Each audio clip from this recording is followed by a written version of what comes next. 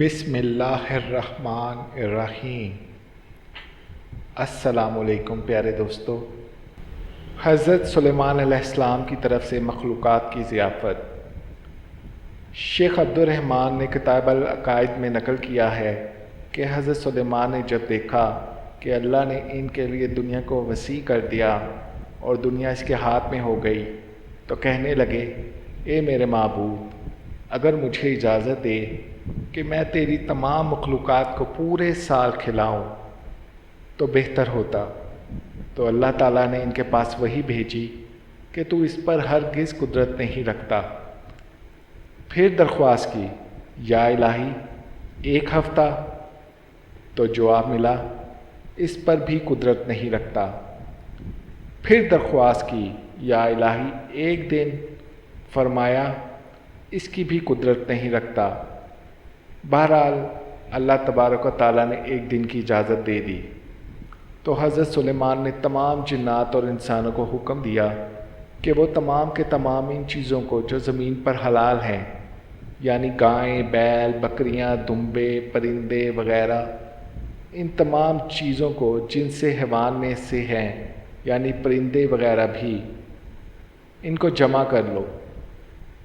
ان کے لیے بڑی بڑی دیگیں تیار کی گئیں، پھر ان جانوروں کو ذبح کیا گیا اور ان کو پکایا گیا، اور ہوا کو حکم دیا گیا کہ کھانے پر چلے تاکہ خراب نہ ہو۔ پھر کھانوں کو جنگل میں پھیلا دیا گیا۔ اس کا طول 1 مہینے کی مسافت کے برابر تھا اور اس کا عرض بھی اتنا ہی تھا۔ پھر اللہ تعالیٰ نے حضرت سلیمان کے پاس وحی بھیجی، اے سلیمان، تو مخلوقات میں سے کس سے دعوت شروع کرے گا؟ تو حضرت سلیمان نے فرمایا کہ میں دریا کے جانوروں سے شروع کروں گا۔ تو اللہ تعالیٰ نے سمندر کی ایک مچھلی کو حکم دیا کہ وہ حضرت سلیمان کی ضیافت میں سے کھائے۔ چنانچہ اس مچھلی نے سر اٹھایا اور کہا، اے سلیمان، میں نے سنا ہے کہ تو نے ضیافت کا دروازہ کھول دیا ہے اور آج میری ضیافت تو کرے گا۔ حضرت سلیمان نے فرمایا، لے اور کھانا شروع کر۔ چنانچہ وہ مچھلی آگے بڑھی اور دسترخوان کے شروع سے کھانے لگی۔ مچھلی نے اس قدر کھایا کہ ایک سائت میں سارا کھانا صاف کر دیا۔ پھر اس مچھلی نے آواز لگائی کہ اے سلیمان، مجھے کھانا کھلاؤ، میرا شکم سیر کرو۔ حضرت سلیمان نے فرمایا کہ تو سارا کھا گئی اور اب بھی تیرا پیٹ نہیں بھرا؟ تو مچھلی نے کہا، کیا اسی طرح میزبان کا جواب ہوتا ہے مہمان کے لیے؟ اے سلیمان، آپ خوب جان لیجئے کہ میرے لیے ہر روز اس طرح جتنا تو نے پکایا دن میں 3 مرتبہ متعین ہے، اور آج میرے کھانے کے روکنے کا سبب تو بنا ہے اور تو نے میرے کھانے میں کمی کر دی۔ اسی وقت حضرت سلیمان اللہ کے سامنے سجدہ کرتے ہوئے گر پڑے اور کہنے لگے، پاک ہے وہ ذات جو کفالت کرنے والی ہے مخلوق کی روزیوں کے ساتھ، جہاں سے مخلوق جانتی بھی نہیں کہ کہاں سے آتا ہے۔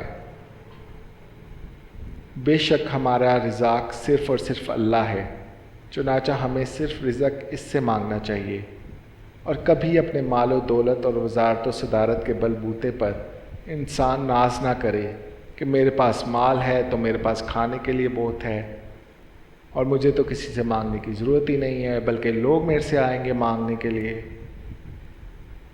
اور اس لیے مجھے رزق کے بارے میں پریشان تو ہونا ہی نہیں چاہیے، بلکہ سب کچھ ہونے کے باوجود بھی اللہ ہی سے مانگتے رہنا چاہیے۔